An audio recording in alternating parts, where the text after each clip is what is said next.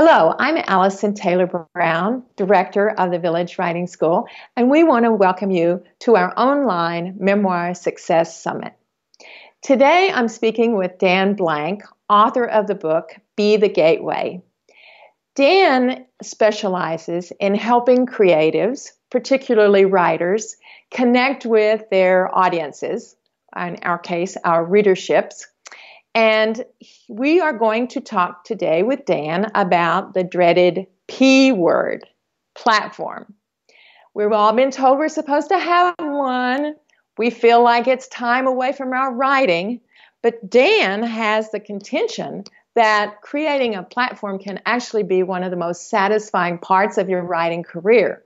So we're going to let Dan defend that here in a little bit in his interview. Welcome, Dan. Thank you so much. It's always great to chat about this topic.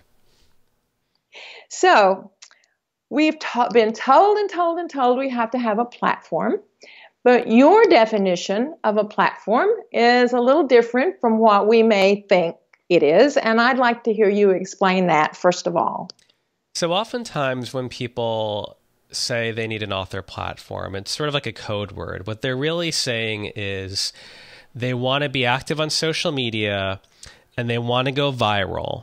And maybe also they want the social media thing to magically put them in front of readers in a way that does all the work of explaining the book and getting them to buy the book.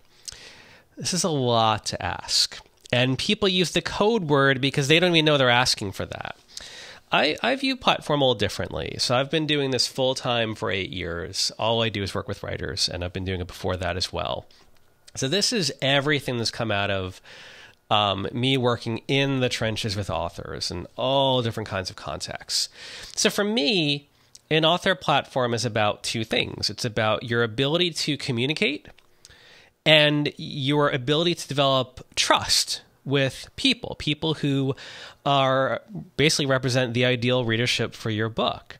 And sometimes that's the actual reader. Sometimes it is a librarian, a bookseller, a parent, that sort of thing. And for me, what these things represent is if you don't know how to properly communicate what your book is about, if you're not able to communicate in a way that readers can hear. So if you look at the way a lot of books are described or people talk about their books, you'll see there's a pretty wide range. Some books do a very good job at just grabbing people. Other books, they don't. They're framed incorrectly. If you talk to the author, oh, you're an author. What do you write about? They go on this long and meandering explanation of what they write and why they write it. And they might say things that they think is actually a benefit to the book, but it's actually making it harder for people to understand the book. Like a really easy example of this is they'll say, oh, my book, it defies genre. It's across genres. It's many genres. What they're trying to say is this is a deep, interesting, layered book. So don't box me in. The problem is that for a lot of readers, a lot of librarians, a lot of booksellers, a lot of agents, a lot of publishers, they want to box you in not to diminish you, but because they're looking for a shorthand to figure out what your book is about and if they'll like it. So again, that all falls in the category of your ability to communicate well. And the other part, trust, is, the way I like to think about this is a lot of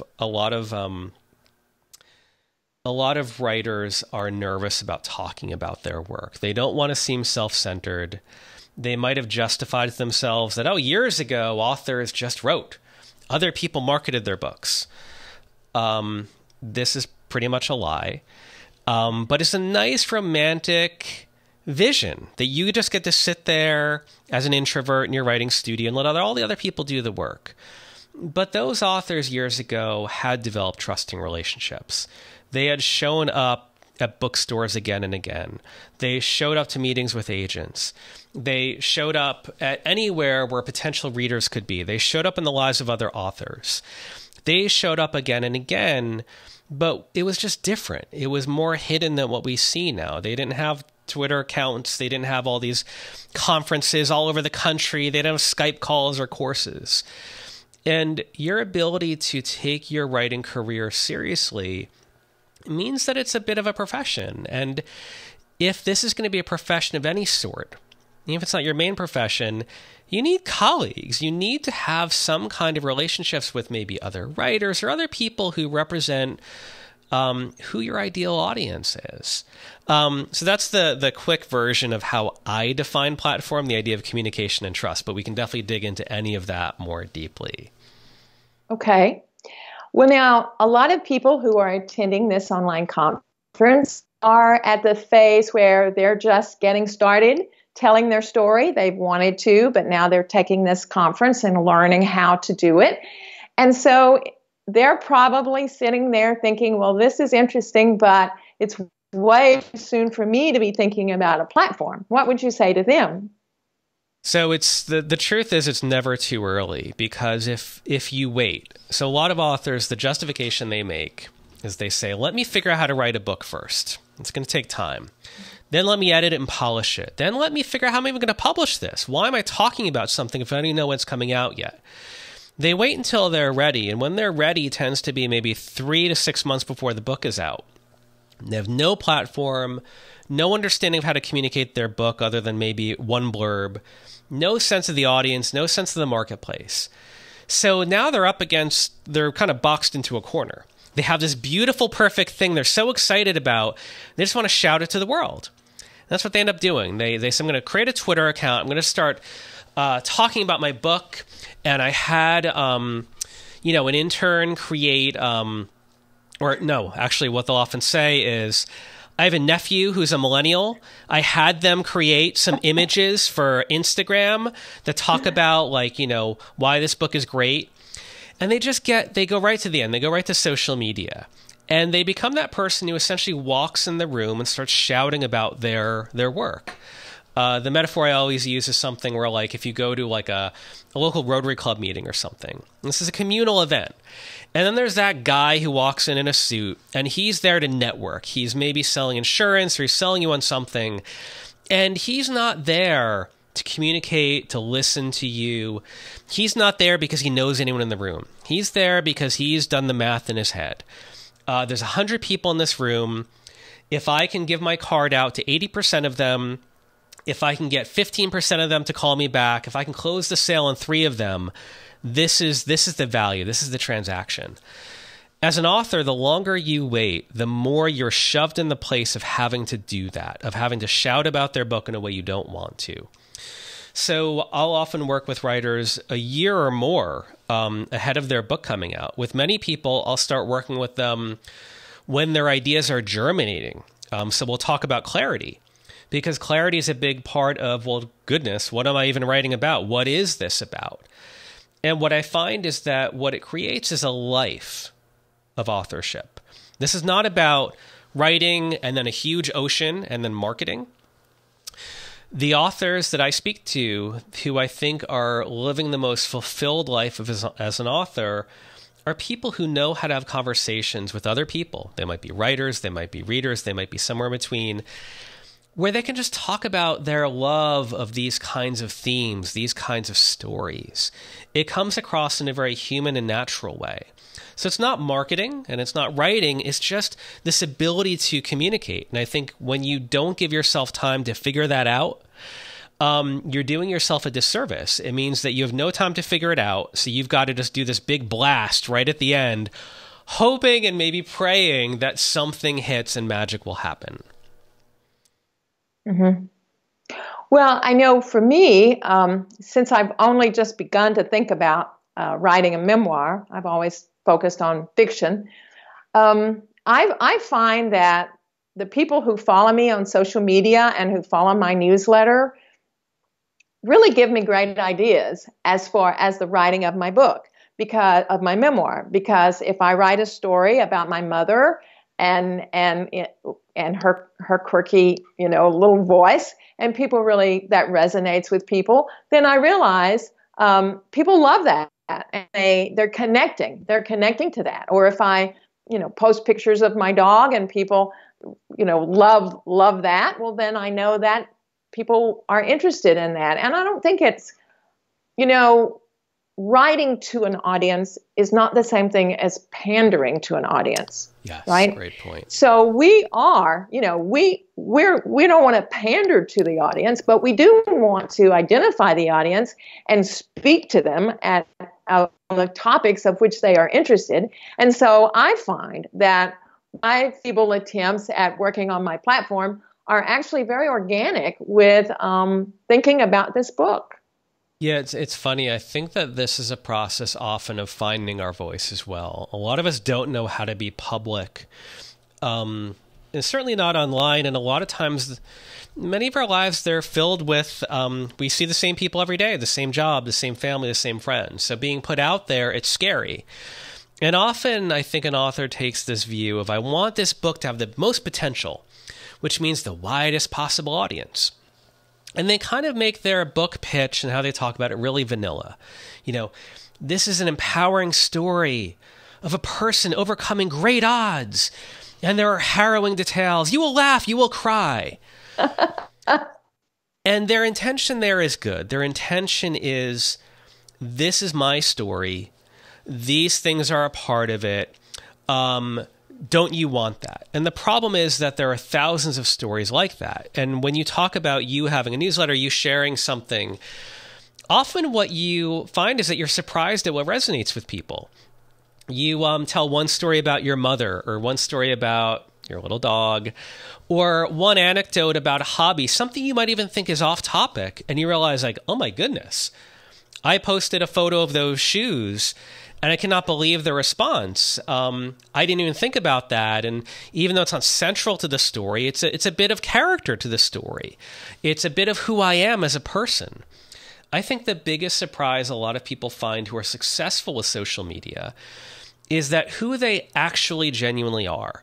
Their quirks, their fears, their funny hobbies, their sense of humor, whatever it is, that's actually what works in social media. So a lot of the newbies, the people who are just trying to be like, no, Dan, I just want to be professional. This is not personal. I don't want to be put out there. I'm just going to promote the book on social media. It's like, well, that's like promoting Tide on social media. It becomes you promoting a product and you putting these barriers up. Social media or platform is about a human connection. And it's not that I want people to ever cross a personal boundary that they don't want to. You've got to set your boundaries, and I respect that. But you want to give yourself time to figure out what feels good for you. What resonates with the audience? What are different ways of talking about your story that you never thought about before that go beyond this 3-paragraph book description?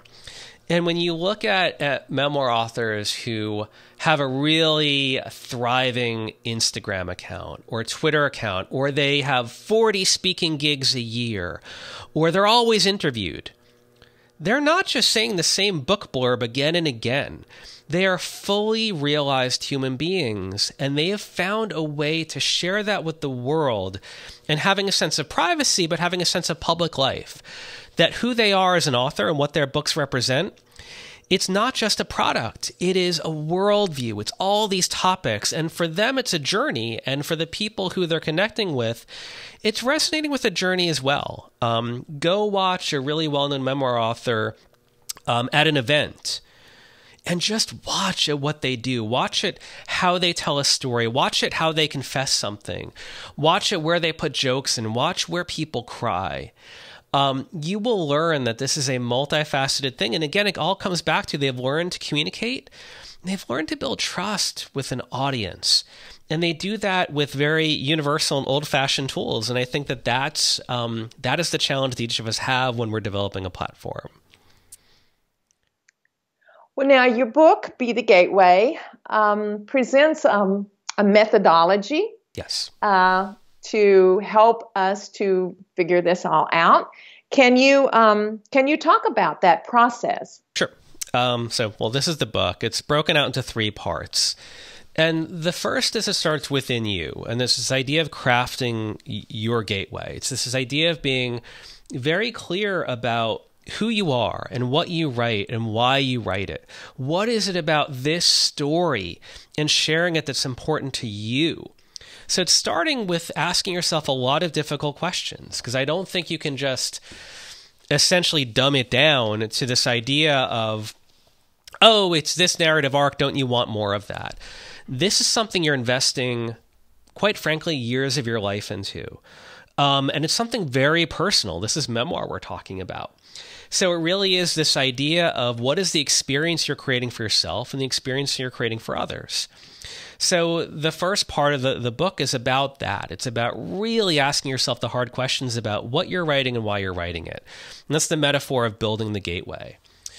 The middle part is all about learning about your audience, your ideal reader, the marketplace. So it's this idea of you've built the gateway, you understand why, you understand if someone walks through it, what they're being led to, but you don't know anything about these people. So you've got to now venture out, away from your gate, away from that safety zone. And this is where you start thinking about, what are other books that are similar to mine that people might like?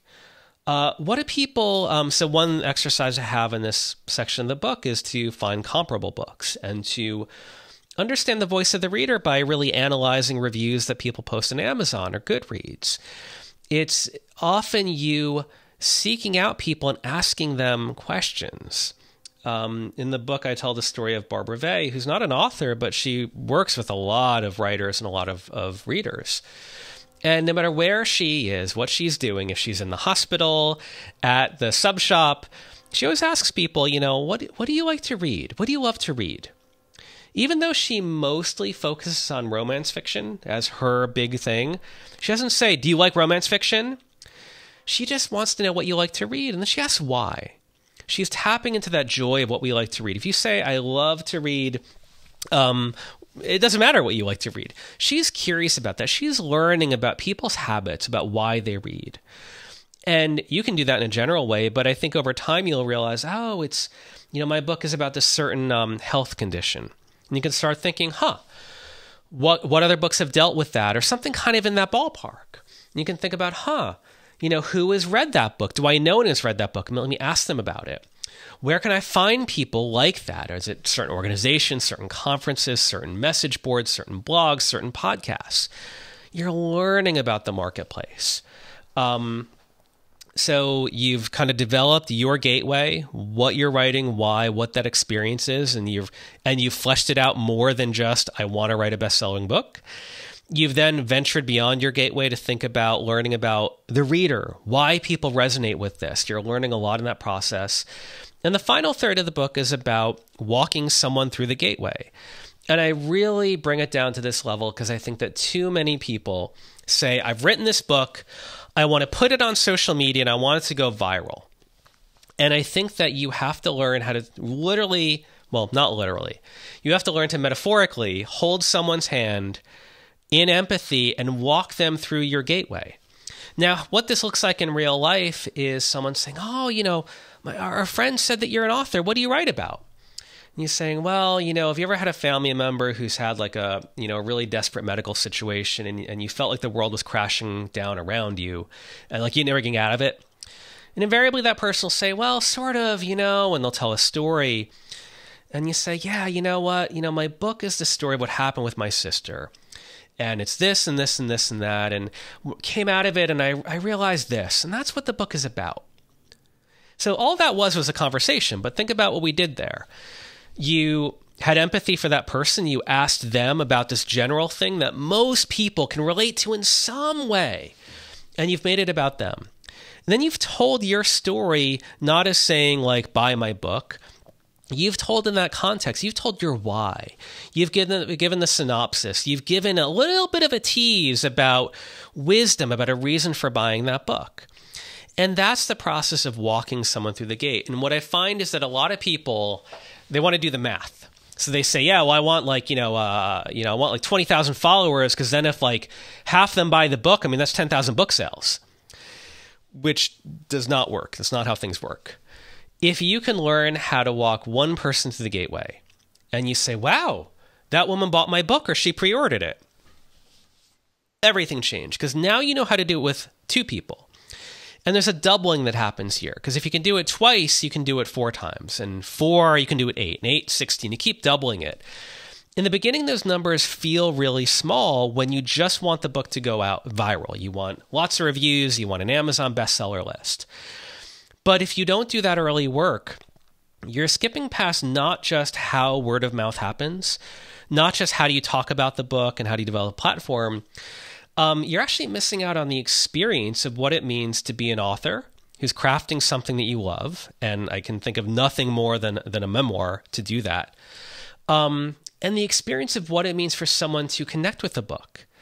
Again and again, I have seen people fall in love with books that on paper you'd think they would never resonate with, but they met the person and the person was lovely.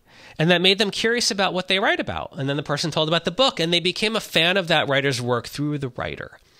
So that's the basic methodology of Be the Gateway and kind of the metaphor of the gateway.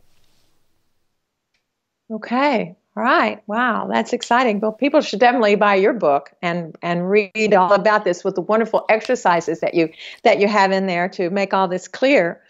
So besides buying your book, what are some of the very first things that people should do? Okay. So, first steps. Yeah. The big question, a great question. I want to get really specific where I can. So challenge me on this if I'm not specific enough. I think that you want to be clear about what you're writing and why. So even just writing that out is important. And a great way to go through that exercise is to find any collaborator where you can kind of work through that with. Sometimes it's a friend, sometimes it's another writer, but challenge yourself to have to say out loud what you're writing and why. I've put myself in this position, and sometimes it feels like I'm putting myself in a position. People say, "Oh yeah, Dan, what do you do?" And sometimes I can say, well, I've got a company, I work with writers, I help them develop a readership. But other times I'll just say, I'm a writer. And they'll invariably say, wow, what do you write? And now I've put myself in a pickle, and I've got to get myself out of that pickle. And I've got to talk about what I write about to a total stranger. And I find that it's a wonderful challenge because the example I gave before where I've got to connect it to them. So I can do that in a lot of different ways. So that's one way to do it. Put yourself in a pickle where you've got to just define yourself as a writer. And maybe what you're going to say right away is, you've got to go somewhere. You've got to go to a cafe, or you've got to go to a conference. You're going to want to go to a retreat. And you're going to want to set up a situation where you can do that. The next step, I think, is to understand the marketplace. So think about, if this is the book you're writing, find 5 other books published in the last 5 years that in some way, shape, or form are comparable to your book. Now, maybe your story is a story of living through cancer. And maybe you say, well, I found this other book. It's not about cancer. It's about some other health condition. But the narrative arc resonates with mine. That's great. It doesn't have to be exact. It doesn't have to be a woman living in Boston who was going through a divorce who had to deal with cancer. It doesn't have to be the nonfiction things. It can be, if you want. It can also be the narrative arc. It can be, you know what? Midway through life, I made this big change and I was derailed by a health condition. And if it feels like your kind of book, that's fine. I say in the last 5 years because you want to learn from these books. You want to think about if you can reach out to the author, which I'll talk more about in a moment. You want to learn, well, how did they market the book? And if you pick a book from 1994, that book was marketed in a radically different media landscape. There was no social media. There was the internet, but barely. No one was buying stuff on Amazon back then. We weren't, it was just different back then. Everything, there wasn't self-publishing back then. There was vanity publishing, which was looked down upon. So you can't learn anything about marketing from books back then, or not as much as you can now. And likewise, if you're pursuing the traditional publishing path, agents and publishers, they want to know that you have a sense of the marketplace today. So you looking at those books is a big part of it. Now, how to do that is actually, you're in a wonderful spot. Amazon is a tool that we did not have at any other point in human history, where you have a database that's totally free, available anywhere you are, as long as you have a web connection. You can do it on your phone in a cabin in the woods in the middle of North Dakota. And you can basically start searching. You can start writing health memoir, cancer memoir, sister memoir, whatever it is, even the most basic terms. And you'll start getting some results there. When you find a result, you're like, oh, maybe this one. You go on that page of the book, you have the book description, and Amazon has all their categories. So maybe you have no idea what the category would be. They'll say, this book ranks number 5,476 in the memoir-health category. And there's a link. You can click the link and see all the books that they've put in that category. So with the literally almost the simplest possible search, maybe you found a book that isn't right, but now you found a category that is right. And there's a lot of context here. So when I'm doing this, often as I'm scrolling those pages of like what feels like thousands of books and I'm getting depressed, I can look for the books that have a lot of reviews. Or a lot of times I'll look at books that have some reviews, but not a lot. I'll look at the books that have 5,000 reviews, sure, but often that can feel like, well, that was the 9th book written by a bestseller, so it's hard to compare to that. I want to find the books that have between 40 and 200 reviews, because that's kind of like the middle tier author. Maybe that's someone I can reach out to. A lot of times you can look at other contexts. They show you the book covers. I'm sorry, but you can judge a book by its cover. You can tell what books have been published 40 years ago versus what books are published in the last couple of years just by the cover. You can tell what books feel like your book just by the cover. And is it a perfect system? No, but its context is given to you for free. 2 other incredible things happen on that page. One, Amazon is working really hard on your behalf, even if you don't like Amazon. Use them for what you can. They're telling you people who bought this book also bought this other book. And there's a couple other ways they do that on the page, and you can kind of keep scrolling. They're literally telling you, hey, Dan, or hey, whatever your name is, we've spent the last 20 years collecting data on what books people buy, what's in those books, and their other purchasing habits. We're going to give you the access to that database for free. Here it is. This is what they bought. 20 years ago, not only didn't that exist, you would get the most horrible version of it. You'd have to pay thousands of dollars to get access to it. It's like a LexisNexis database. You have that. And then you have the most magical thing, which is you have the voice of the reader. You have the actual book reviews. And are some of those reviews maybe spam reviews, or maybe they're reviews by their best friend? Yeah, maybe. Most of them aren't. And you can look at the paragraph after paragraph of how people talk about, this book resonated with me because. So something I'll do with clients is I'll spend my time, it is last week for a client, I went through hundreds of Amazon reviews, reading the comments. And what I was noting was, what were phrases that came up again and again as people mentioned about this book? Where did it feel like the author, where the reader was like, this is why the book resonated? I'll write down keywords that come up again and again. And then here's another magical thing that Amazon does. Goodreads does this as well. They give you a search box for their reviews. So if I say, I keep seeing the word stuck come up again and again, like the author, I felt stuck because of my health condition. You can go in the little search box and say, well, I wonder how many of these 500 reviews mention the word stuck. And you click search and it tells you. And it's totally amazing. And I want to make the point, if you're doing this, you've not had to pay to go to a conference. You haven't had to pitch agents. You haven't had to go down to a bookstore or 40 bookstores and talk to all the booksellers. You haven't had to put yourself out there. You're still in the safety of your own home. And we're talking with best-selling author Thomas Grenius. And he talks about in the 80s when he was just coming up, he put a whole bunch of the books in the trunk of his car, and he drove up and down the coast of California, stopping in every bookstore that he could, walking up to the counter cold and saying, hey, I'm an author, and this is my book, and just talking about books in his genre. And he really marks that as a really big turning point for him of not just learning about readers and learning about how do booksellers sell books, but of building relationships. You can do that without the gas mileage, which I'm sure whatever car he's driving in the 80s is horrible. And without all of that effort, you can do that just even using that. That's one thing I would recommend as well. And the last thing I'll say, because I've been talking for a while and you should get in more questions, is email other authors. Please find authors who write something like what you write. Find authors who are maybe in the middle of the pack, people who, they've written books and maybe they don't have 5,000 reviews, but maybe they don't have no reviews, somewhere where they've got 20 reviews or 80 reviews or 300 reviews. And say, you know what, I don't know, this book seems right, seems like in the pack for me. Google their name, see if they have a website, go to their contact page, see if they give an email address or contact form, and then be really honest. If possible, read their book ahead of time so you can kind of show them that trust.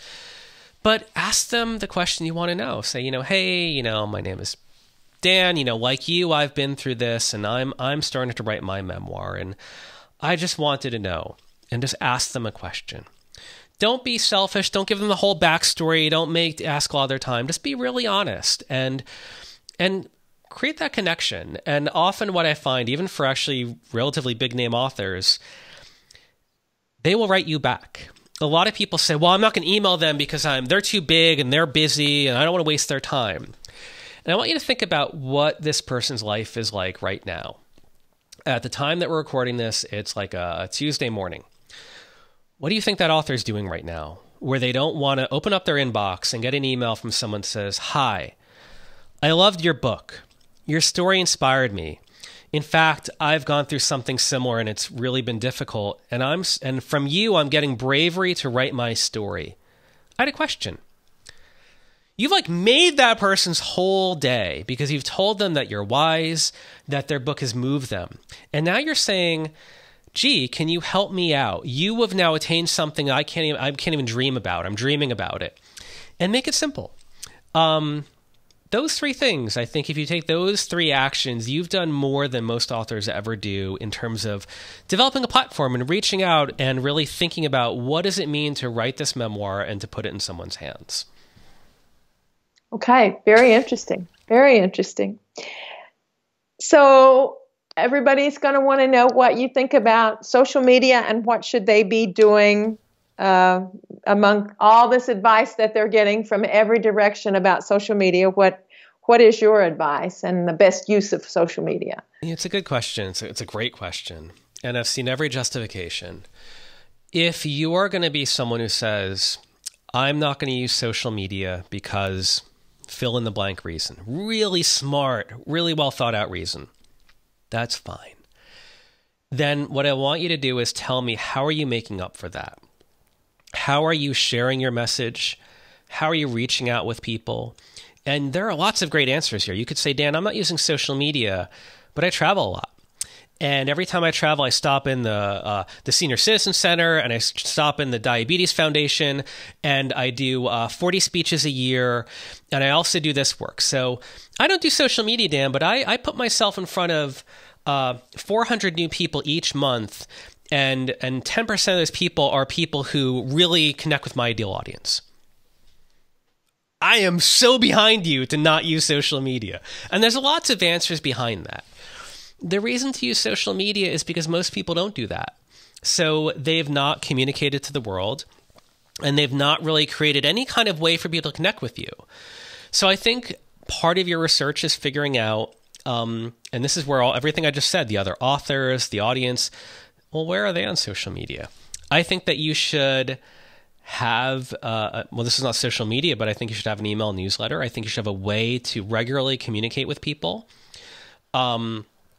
And I think that with social media, you want to pick one channel, ideally, maybe more if you need to, that you're just able to share your why. You're able to share why you write. You're able to share what you're exploring. This will be a different channel based on your personal preference and based on your audience. Some topics are more involved in Twitter. Some are more active on Instagram. Some are more active on Facebook. And likewise, you're going to have a different comfort level with each of those. And they're all different.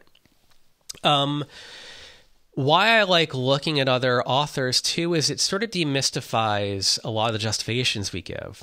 When we look at other authors and we say, maybe we say, social media it's all garbage and it's all spammers and they're manipulating us. All of those things are true. But when you start looking at other authors who are successful with their memoir and you say, but she's like really active on Instagram. And I start following her and like, oh, she's actually kind of really interesting. And I see why people follow her.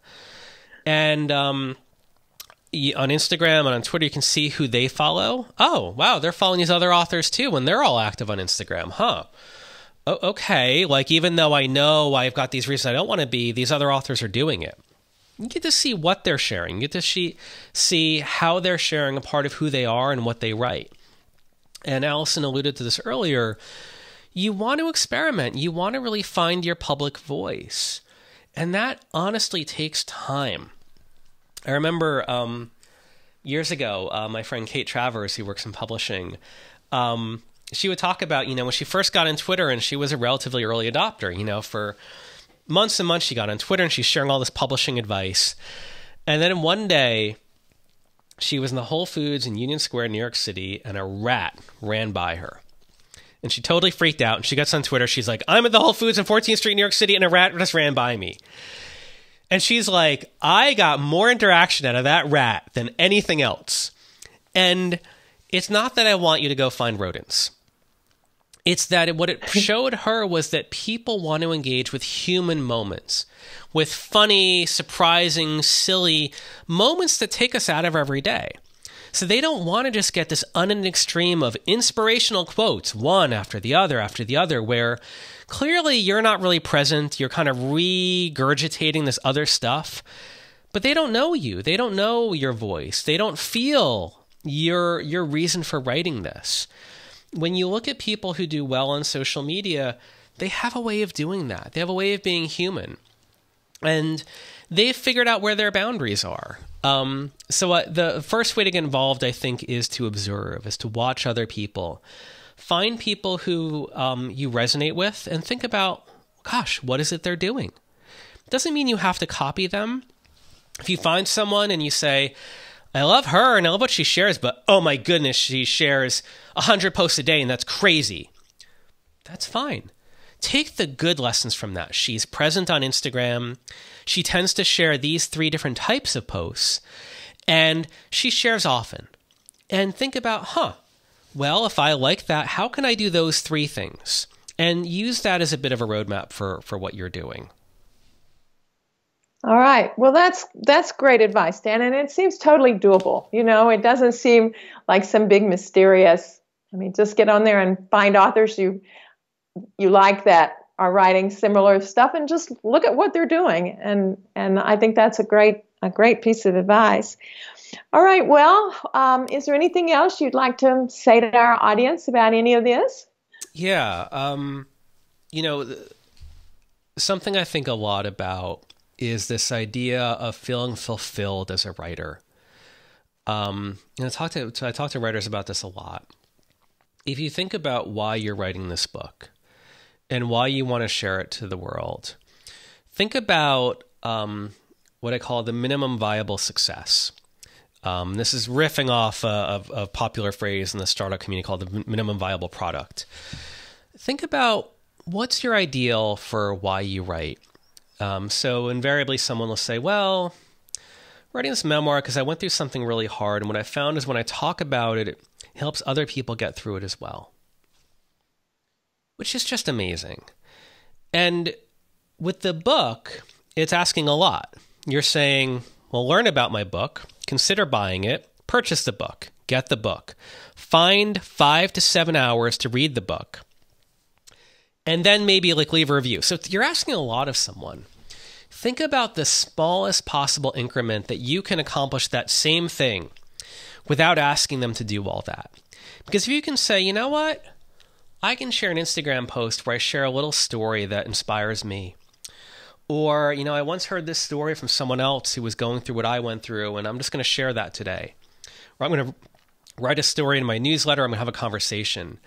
If you can take people on a tiny version of that narrative arc where they feel something, that's your author platform. That's what people do on Instagram and on newsletters and in speeches and in podcasts all the time that gets people interested in your work as an author, gets people interested in your book. You have thought about the journey you want to take them on. and like the feeling you want to give them.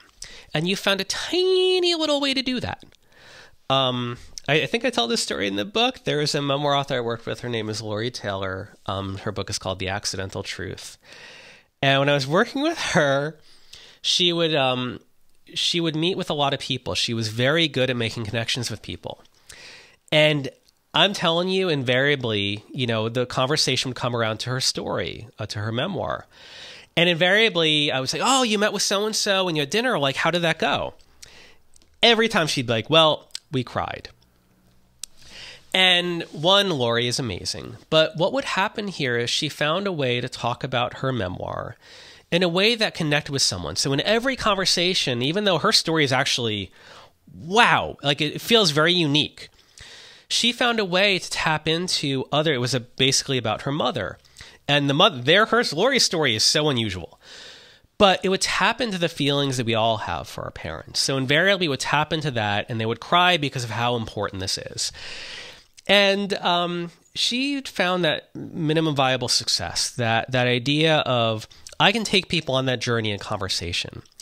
And I'm betting you 100% of the time, everyone she talked to bought her book and loved her book because she was able to give them a little taste of what it's going to give them. So that's the parting advice I would give here. Mm-hmm. So in other words, get clarity on what experience, what emotion you want to be the gateway to, and then figure out how to give little snippets of that out in some way to the people that you're connecting to. Absolutely. Yep. Perfect. All right. Thank you so much, Dan. This has been really great, and we really appreciate you taking the time to be with us today. Thank you.